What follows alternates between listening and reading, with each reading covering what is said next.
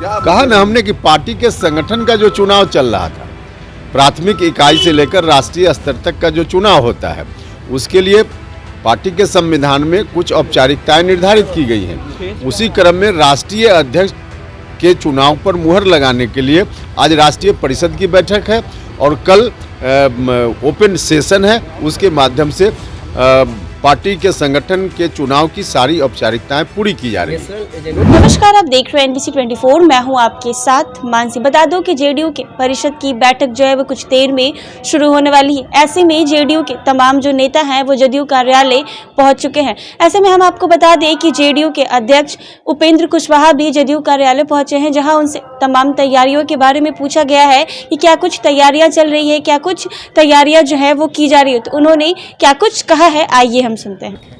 हाँ, राष्ट्रीय परिषद की बैठक है। पार्टी के संगठन का चुनाव चल रहा है, उसका समापन है एक तरह से कल।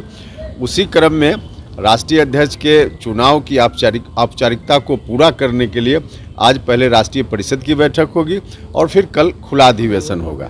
मुद्दे क्या रहेंगे सर? कहा ना हमने कि पार्टी के संगठन का जो चुनाव चल रहा था, प्राथमिक इकाई से लेकर राष्ट्रीय स्तर तक का जो चुनाव होता है, उसके लिए पार्टी के संविधान में कुछ औपचारिकताएं निर्धारित की गई हैं। उसी क्रम में राष्ट्रीय अध्यक्ष के चुनाव पर मुहर लगाने के लिए आज राष्ट्रीय परिषद की बैठक है और कल ओपन सेशन है। उसके माध्यम से पार्टी के संगठन के चुनाव की सारी औपचारिकताएं पूरी की जा रही है। लोकसभा 24 को लेकर क्या?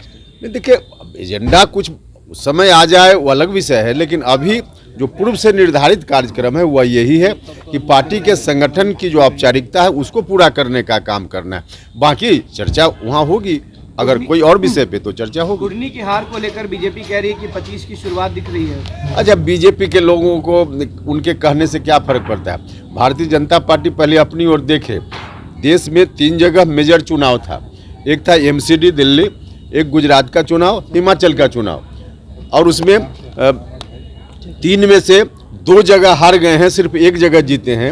जहां पहले से MCD चुनाव में उन्हीं का था, वहां भी हार गए हैं और उसके बावजूद जश्न मना रहे हैं देश भर में बीजेपी के लोग।